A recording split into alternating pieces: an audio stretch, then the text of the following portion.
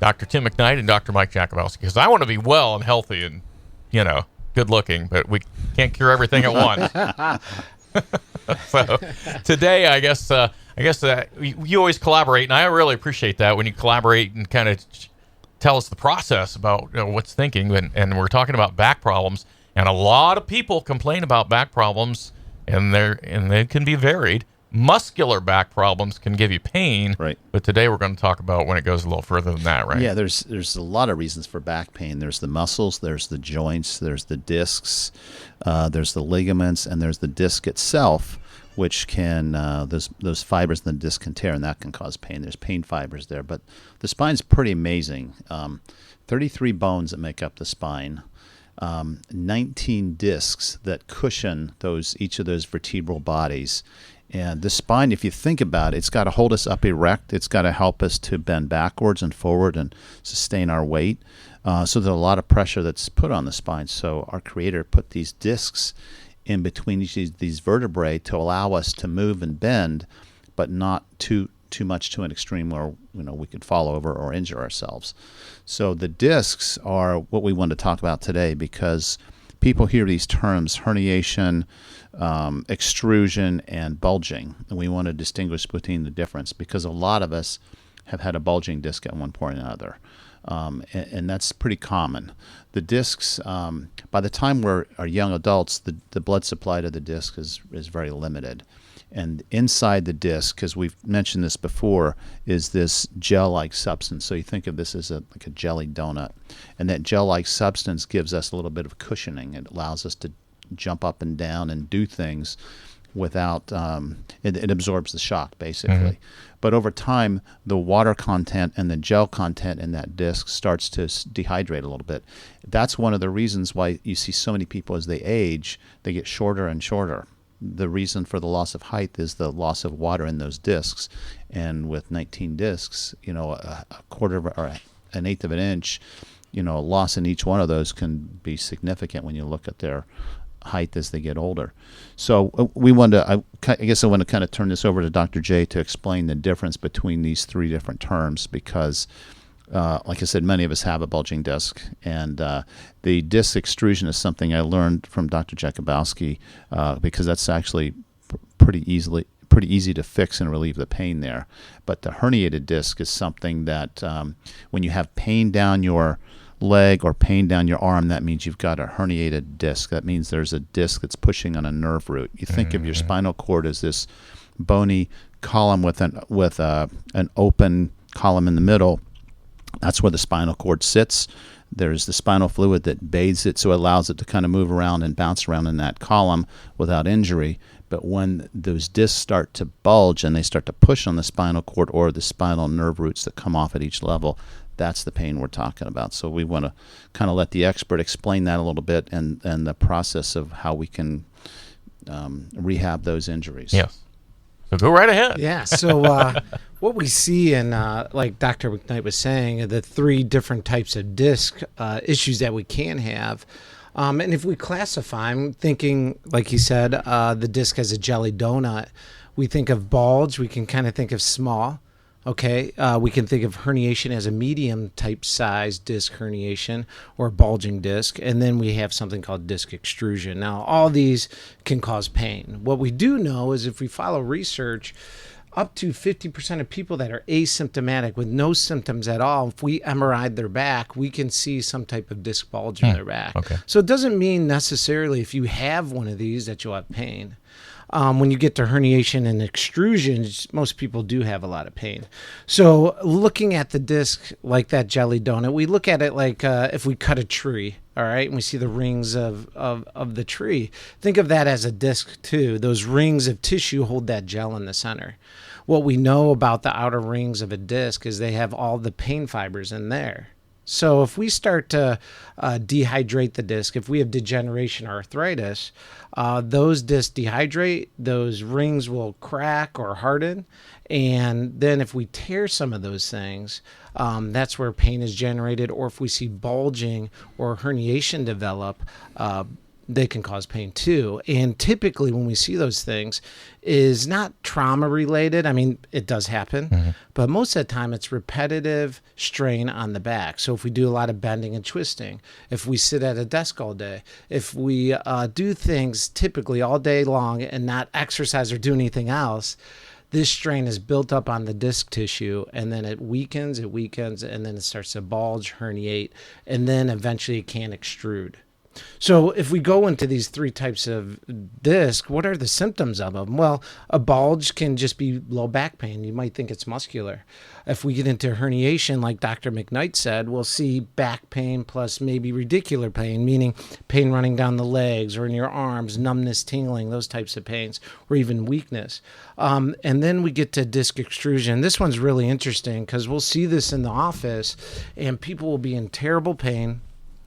They'll have low back pain, they'll have radicular pain, that pain running down the leg, and then all of a sudden they're like, my back was killing me, and now my back's fine. Like, I have no back pain, and it's just this numbness, tingling, horrible pain down my leg. And what that means is that disc extrusion, that gel on the inside just bursted out of that disc, wrapped itself around the nerve, and has terrible pain shooting down the leg. And typically when we see that type of symptom show up in the office, MRI is warranted right away, and we think, boy, their best outcomes with surgery are going to be from that type of disc.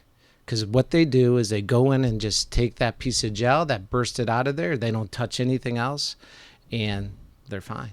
And people see the best results. So when people come to my office with pain, that's the last thing I want to do is send them for surgery. If they have a bulge or herniation, I'm like, we have a good chance of treating this and preventing you from having surgery. When we see that extrusion, I know their best option typically is we send them for surgery, and they do well. So they do really well with it. Is a bulging disc, is that actually coming out from between your vertebrae? Yes, it is. So if we look at a bulge, it's just that small little bit of that gel pushing against those rings of fiber that hold it in there. And then that herniation, it's pushing it even more or migrating through some of those rings of tissue. So that's why we say, when we think of disc and how we put pressure on it, what we know through research is if you're sitting all day, that's a huge load that's put on your lower back and the disc of your lumbar spine. If we're standing, it's less pressure. But when we know if we're laying, it's even less. It's the best. But let's say we're sitting all day. That's a load on our disc. If we're bending over to pick something up, that puts a load on top of the lower back disc. Now let's just think about twisting. If we twist all day, it's kind of like wringing out a rag. If you wring out a rag and you see all that water pour out the center of it, that's the exact same thing of the disc. Yeah. It's putting all that pressure right down on top of that disc tissue. So now add bending and twisting at the same time. It increases the load on top of the disc, and that's typically when we see people herniate a disc or bulge a disc, or they say, boy, I just bent over, reached to grab a pencil off the floor, I twisted at the same time, and now I can't stand back up. It's a wonder anyone can golf, honestly. Yeah, it is. Golfers do have a lot of problems, but it's repetitive injury. Yeah, look at Tiger Woods. Yeah, right. Exactly. Fuzzy Zeller. It's interesting that prolonged sitting can cause back issues.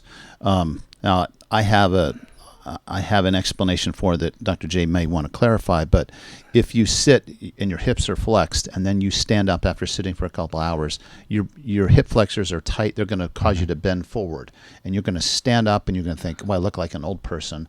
I can't stand that way. So you force yourself to stand erect, but you use your low back muscles to really overcome that tendency to lean forward. So those tight hip flexors from prolonged sitting, a truck driver, an office worker, can really lead to these problems because those muscles in the low back are really working hard to overcome that. And again, just the nature of inactivity, because when you move, it's like that, we call it imbibition. It's that pumping motion that pumps bad things out of the disc and puts nutrients in, just like a dirty sponge. How would you clean a dirty sponge? You put it in clean water, push it up and down. the disc will do the same thing with movement. So sitting all day is terrible for the back.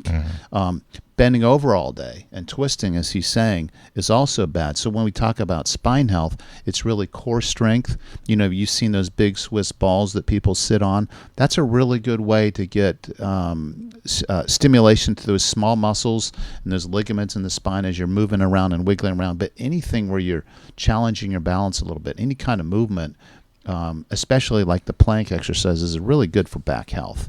So I feel really bad for people that have these disc surgeries, these back surgeries, and have to have their spine fused. They have the vertebrae fused, because now you're limiting the motion of 2 or 3 levels of the vertebrae, and you're putting a lot more pressure on the vertebrae above and below. And over time, those discs are going to break down because they're being told to take on a stress that they're really not capable of handling. So we really want to prevent all of that. So back health, spine health, it's really important to be proactive and preventive as opposed to reactive, because those are difficult to manage long term. And the things that Dr. Jakubowski does in the office can be really helpful to maintain that spine health. But it really falls on the individual to keep their core strength up, to keep their hips, their hip flexors flexible, their gluteal muscles tight, all those things that take the pressure off the spine, and not sit too long. I think that's key too. Is basically movement, like you said. Moving puts fluid into the joint tissue, keeps it healthy. You stimulate other muscles, and a lot of people with back pain say, "Boy, I got to strengthen my back. My back's weak. That's why my back hurts."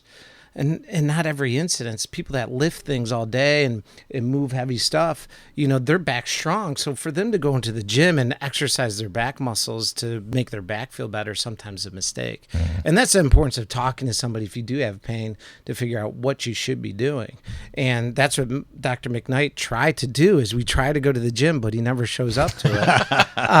And that's why his back hurts sometimes. So bad today. That's all I can say. One quick question. So if you're a truck driver, you don't have a lot of choices. You're going to sit down and drive that truck.